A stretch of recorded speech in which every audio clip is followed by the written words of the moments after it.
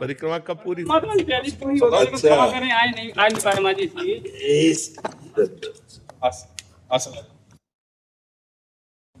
बोले दाऊ की मानती हूँ। हाँ, बोले दाऊ जी महाराज जी, महाराज जी, महाराज जी, प्रभु जी आप थोड़ा जय हो जय हो जय।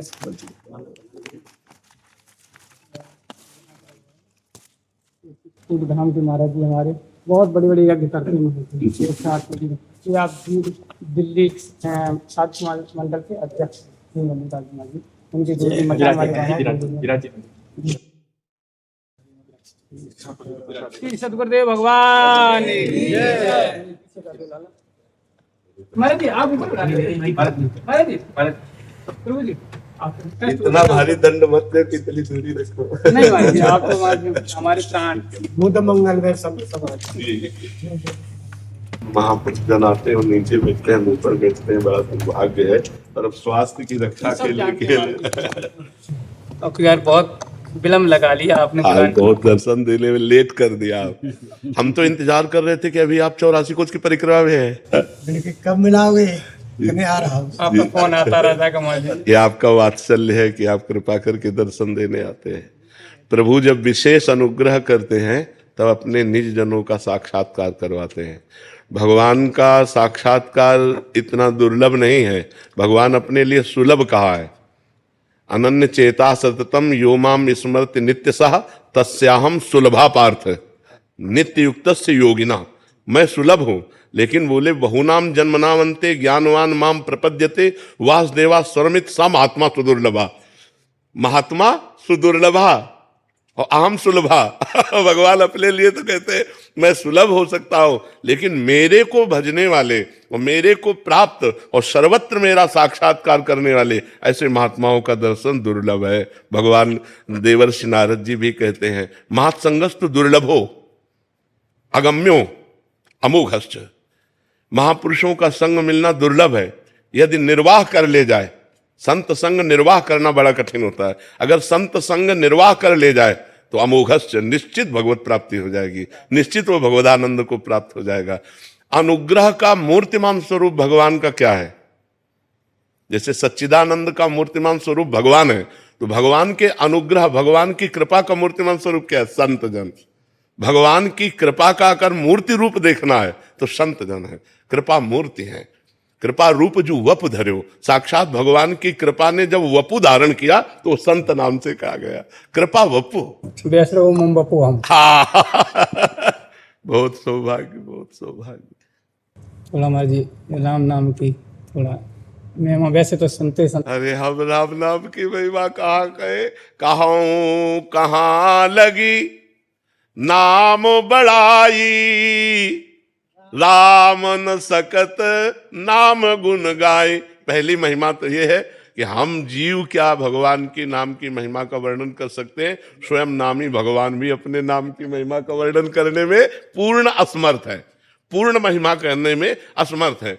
गोस्वामी तुलसीदास जी ने कहा एक पद में कि राम राम राम जी जौलो तू न जपी है, तौलो तू कहूँ जाए तिहु ताप तपी है। सुरसर तीर बिन नीर दुख पाई है, सुर तरु तरे तो ही दारिद सताई है। गोस्वामी जी कह रहे यदि ये जिभ्या तू राम राम राम राम राम नहीं रटेगी तो तू कहीं भग करके जाए, कहीं त्रिभुवन में भाग करके हो आए, तुझे शांति नहीं मिलने वाली, तुझे विश्राम नहीं मिलने वाला, तुझे परमानंद नहीं मिलने। गंगा के समीप मरेगा अगर भगवान से विमुख है तू, पर गंगा जल तेरे मुख में नहीं जाएगा, तेरा मंगल नहीं हो पाएगा। कल्प तरु के नीचे रहेगा लेकिन तेरे को दारिद्र सताएगा यदि राम राम मुख से नहीं बोलेगा। अगर राम नाम मुख में नहीं तो गंगा के तीर भी तू विमुख होकर मरेगा। कल्प तरु के नीचे भी तू दरिद्र ही रहेगा यदि तेरी जिह्वा पे राम नाम। जागत बागत सपने न सुख सोई है, जुग जुग जन्म जन्म जग रोई है। तो चाहे जागृत हो, चाहे स्वप्न में हो, चाहे सुसुप्ति में हो, तू अशांत ही रहेगा। जन्म जन्म जुग जुग तुझे रोना ही पड़ेगा। छूटबे के जतन विशेष बांधे जाएगो, वह है विष भोजन जो सुधा सान खाएगो। छूटने का प्रयास करेगा तो विशेष बांधा जाएगा यदि राम नाम नहीं है, किस और साधनों का बल शून्य बल है और भगवान के नाम का बल अंक बल है। जैसे अंक विराजमान होने पर शून्य 10 गुना लाभ देता है, ऐसे राम नाम मुख में चल रहा है और साधन बन रहे हैं, वो 10 गुना लाभ देंगे। यदि राम नाम नहीं है, अंक नहीं है, तो शून्य शून्य ही है। भगवान ने स्वयं कहा, व्रतांश यज्ञ छंदांश तीर्था नियमा यमा, इनके द्वारा मैं वशीभूत नहीं होता। बड़े बड़े व्रत, बड़े बड़े नियम, बड़े बड़े तीर्थ, बड़े बड़े यम, इनके द्वारा नहीं होता। यदि साधु समाज मिल जाए, भगवान ने कहा, वो साधु समाज सब संगों का त्याग करवा के भगवान के नाम में प्रीति करवा देती। संत संग का यही रंग है कि भगवान प्यारे लगने लगे, भगवान का नाम प्राण प्रिय लगने लगे। हर द्वंद्वों में हमारा नाम छूटे ना, चाहे वो मान हो, चाहे अपमान हो, चाहे निंदा हो, चाहे स्थिति हो, चाहे लाभ हो, चाहे हानि हो, चाहे सुख हो, चाहे दुख हो, लेकिन हमारी जिह्वा राम राम राम राम रट रही है, बस सब कुछ प्राप्त हो गया। गोस्वामी तुलसीदास जी ने कहा, बिगड़ी जन्म अनेक की, अब वहीं सुधरे आज। यदि होई राम को नाम जब तुलसी तज कुसुमाज। यदि हम भगवान श्री राम को अपना प्राण प्यारा प्रीतम मान ले और उनके नाम का निरंतर जप करें और गंदी आदतों का त्याग कर दे, तो जीते जी जीवन मुक्त है। अभी जीवन मुक्त है, अभी भगवत प्राप्त है। भगवान से अपना ममत्व और नाम की आसक्ति और दुर्गुण दुराचारों का त्याग, बस इतना ही सब शास्त्रों का सार है। इतने सब शास्त्रों का सार है कि दुर्गुण दुराचार का त्याग नहीं हो पाता। कहीं ना कहीं भगवान नाम आश्रय तो लिए हैं, पर दुर्गुण दुराचार का जो त्याग नहीं हो पाता, इसीलिए भगवदानंद की अनुभूति नहीं हो पाती। नहीं तो हर समय तृप्त और आनंद का अनुभव हो, एक तृप्ति, संसार की तरफ से तृप्ति और भगवदानंद का अनुभव हो, केवल भगवद आश्रय पड़े रहने से। और कहीं नाम जप कर रहा है, फिर तो क्या कहना, भगवद आश्रय पड़ा है वो भगवान के संबंध में कि मैं प्रभु का हूं, इतने से ही बात बन जाएगी। गोस्वामी जी ने साधन बाद में बताया है, साध्य पहले बताया है। बिगड़ी जन्म अनेक की, सुधरे अब ही आज। होई राम को, मैं प्रभु का हूं, मैं भगवान का हूं, इतनी बात हृदय में आ जाए तो वो विश्व पर विजय प्राप्त कर लिया। और कहीं नाम जप करने लगे, फिर क्या कहना। और कहीं दुर्गुण दुराचार का त्याग करके नाम जप कर रहा है, तो भगवान को अधीन कर लेगा। सुमिर पवन सुत पावन नामू, अपने बस करी राखे। इस चौपाई से बढ़कर और क्या उदाहरण हो सकता है। अपने बस करी राखे, जो परम स्वतंत्र है, जो निरंकुश है, जिनके ऊपर किसी का अधिकार नहीं है, उनको अपने बस में कर लिया। और वो ये कह रहे हैं, भगवान स्वयं श्री रामचंद्र जी, कि प्रति उपकार करो का तोरा, सन्मुख हो न सकत मन। अधीनता देखिए, सुन सुत तात उरिन में, ऐसा मैं आपका ऋणी हूं, भगवान कह रहे हैं। तो भगवत सेवा और भगवान नाम जप, यही जीवन का सार सर्वस्व है।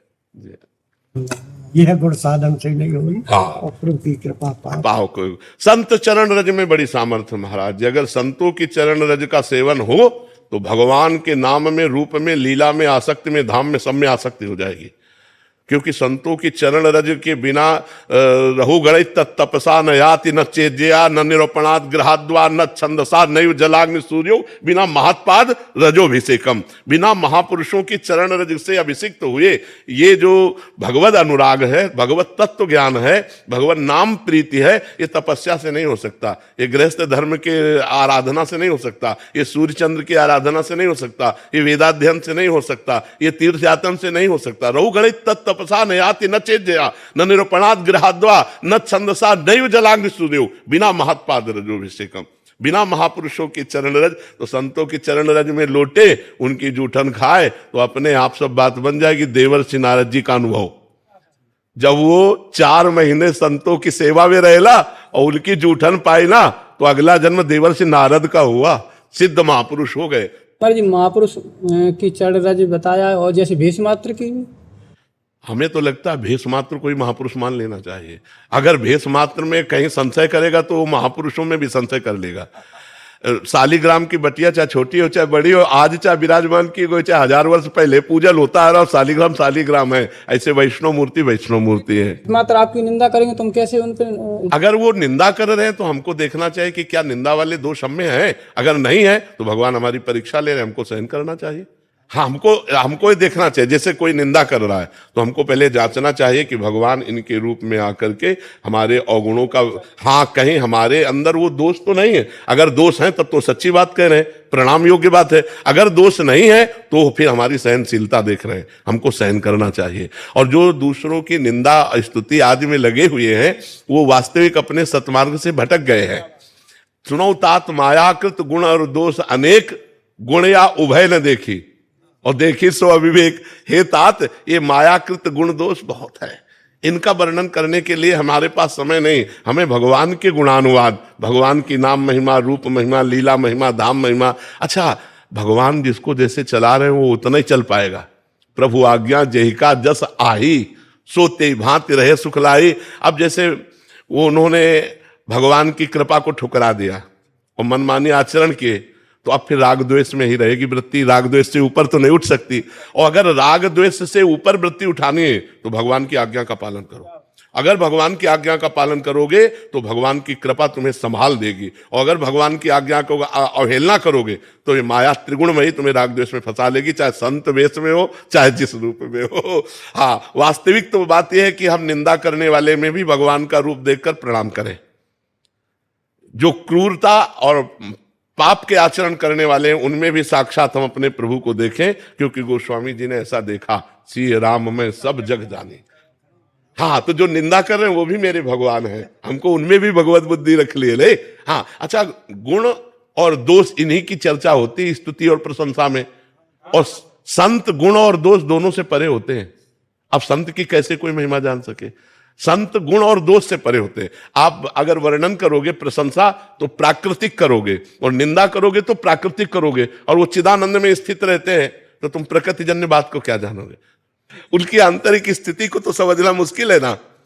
प्राकृतिक निंदा होती है और प्राकृतिक ही प्रशंसा होती है। अप्राकृतिक जो चिदानंद भगवत प्रेम है उसे तो नहीं जाना जा सकता ना। इसलिए निंदा और स्तुति दोनों मायाकृत है और दोनों त्याज्य है। दोनों त्याज्य है। ग्रहण योग्य है भगवान का स्तुति, भगवान की महिमा, भगवान का नाम, भगवान का रूप, भगवान की लीला। इसीलिए ज्यादा मिलना नहीं चाहिए किसी से। साधु को संयम से मिलना चाहिए। अगर हमने देखा कि इष्ट मिले और मन मिले, मिले भजन रस रीति, तो तहा निसंक होए मिलिए तासु कीजे प्रीति। जैसे इस समय जो हमें सुख है वो सुख भजन में भी हमें नहीं है।